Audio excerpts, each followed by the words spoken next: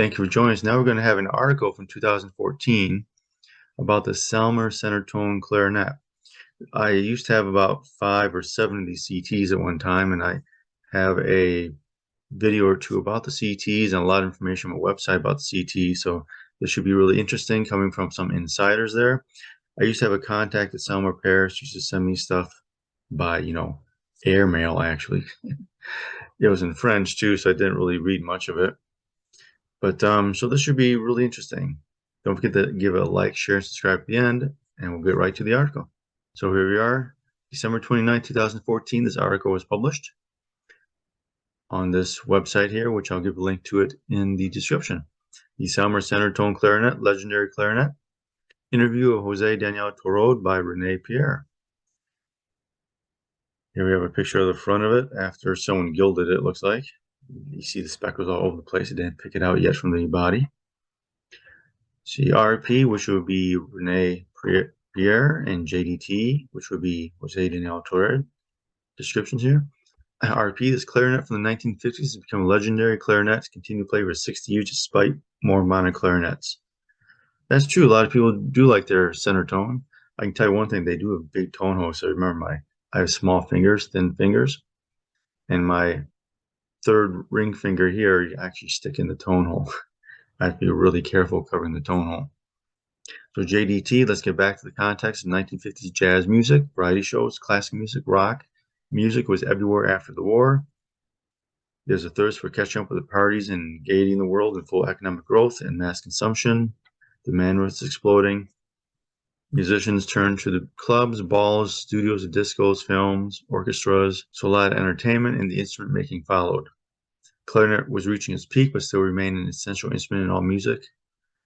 In France, Selmer was in the competition with Buffet and Leblanc, particularly in the booming American market, and who was solvent. Buffet-Crampon in the 1950s released the R13, which would be successful, especially in the USA.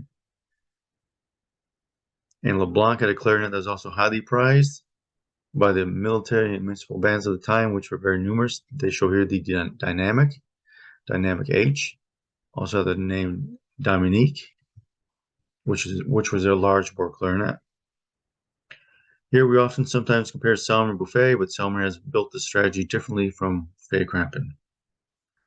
First, Selmer was born 60 years after Buffet-Crampon, and they're not talking about the much older Noblet Leblanc name.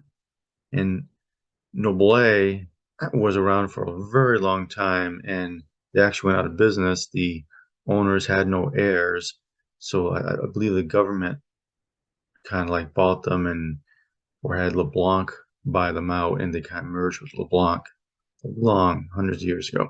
In 1844, the modern Boehm system clarinet was invented by a Buffet, Augustin Buffet, the uncle. I was reading one of the articles here. It's in the article section. And manufactured by Buffet-Crampon and won numerous prizes, all that stuff. What about the center tone? On one hand, the world of the clarinet was dominated by H. Klaus, the designer of the Boehm system clarinet. The tester,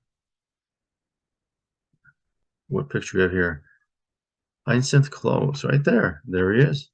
You ever wondered what he looked at one point of time?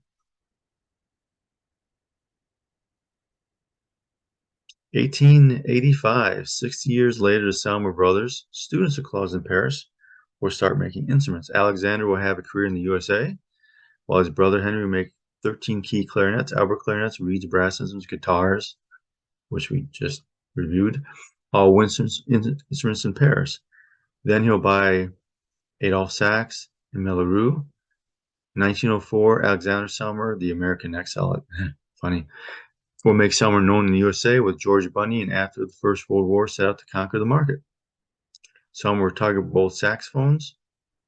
In 22, he will create the Sax 22, and on the other hand, in USA, especially the metal clarinet, and his strategy will be winning. They will not make modern Boehm system keys for professionals competing with Buffet-Crampon and Leblanc much later. Why were they successful, especially in the USA? See, Selmer was known in the USA as a clarinetist, and the firm was also well established as a manufacturer of high-end instruments with American partners. And remember, Alexander did have his line of clarinets too in the US initially. Let's see, where are we? Fashionable Made in France label synonymous with quality in the world. So the Made in France label was identified as quality instruments. All these arguments would create for Selmer significant shares of the world market, and brand would become benchmark for many musicians. Of course, Made in France was Leblanc and Buffet Crampon also, and Malern and Dolnay and Gouginon and a whole bunch of instruments. But CT, which is center tone clarinet, sold because of jazz and saxophones. You have to take this detour to understand. Yes, and the reason I originally bought a Selmer clarinet was so it could go with my Selmer saxophone.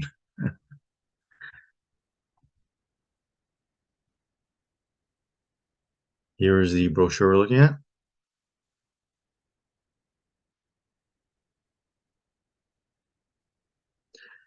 An image of Adolphe Sax in the middle. A.J. Adolphe Sax, 1814 to 1894. I can't really read much of the ad itself.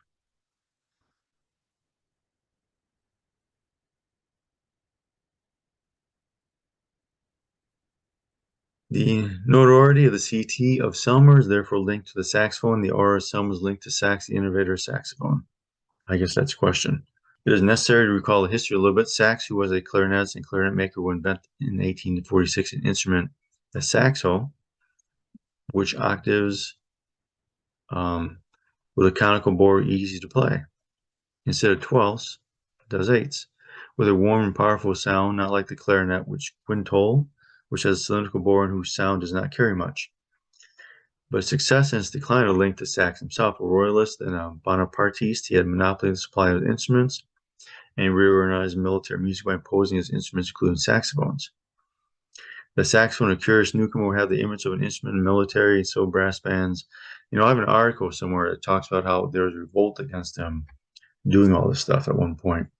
I'll have to rummage that up and have another video about that. Yet Sax, music director of the Paris Opera, was definitely everywhere, decisively influenced the introduction of saxophone into classical music. Berlioz, of course, but also Bizet, Alice, Delibes, Dende, Halle, Masser, all the great composers. So many clarinets also played the saxophone.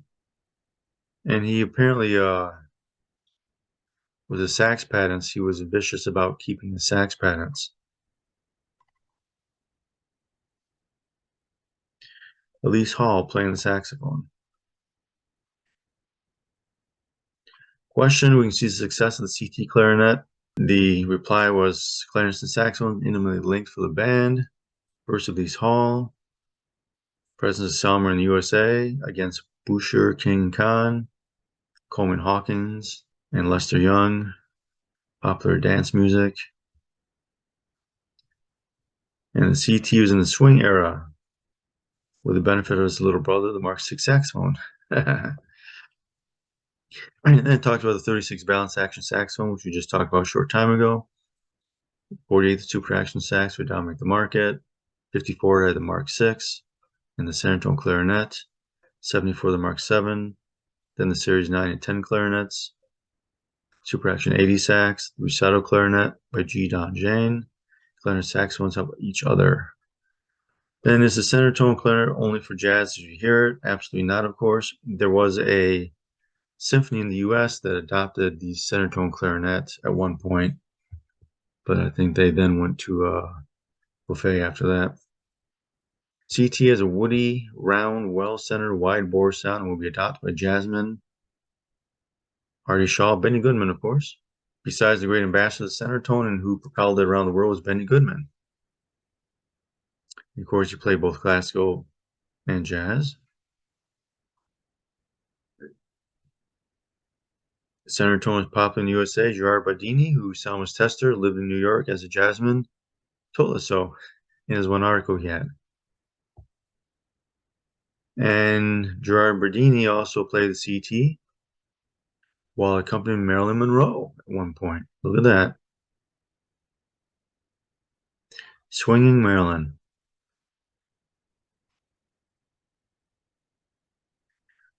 Question about the CT not being used by classical musicians, and talking about the distinction between the Buffet Crampton or LeBlanc and the Selmer.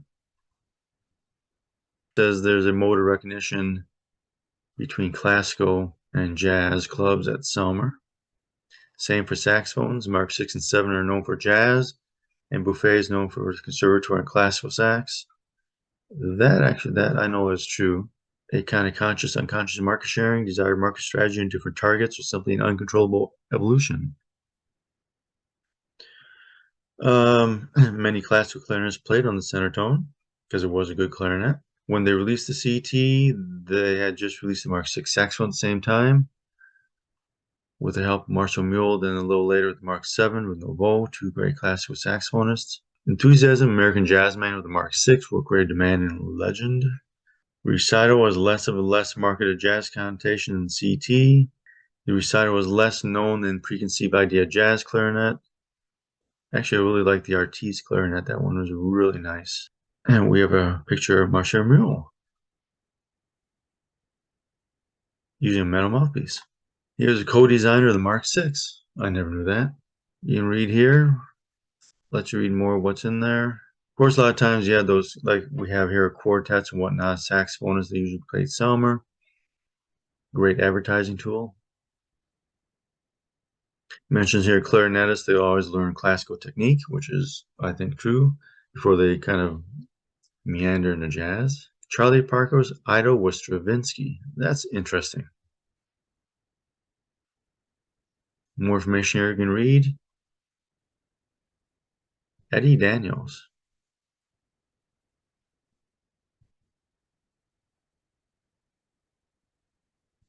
Annette Cohen and Jose Daniel Kuroda, the Duc des Lombards, November 2014.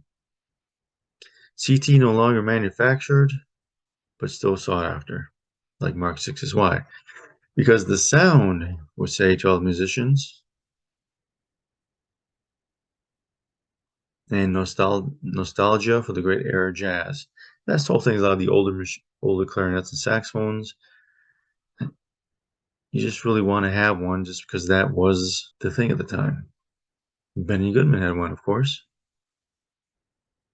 Benny Goodman miters want to play on CT. Stan Gedda miters on Mark 7.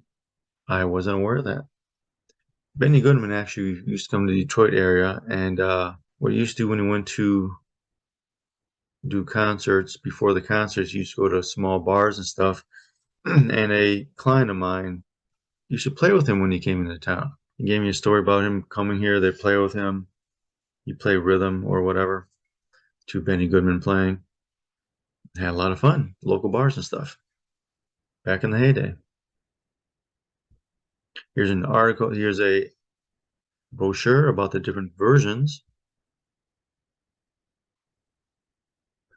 17 key, 6 rings, 17 key, 7 rings, 4 key flat, B flat, 18 key with the extra E flat, A flat lever, then the 20 key full Boehm.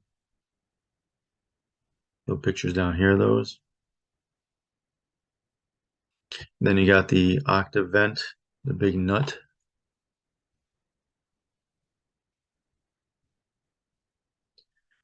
Albert Nicholas playing the center tone. Videos there. Buddy DeFranco. That's an old picture with a center tone. Terry Gibbs, Buddy DeFranco. That's what we have today for the center tone clarinet article. Don't forget to give a thumbs up, like, share, and subscribe. We'll see you in the next one.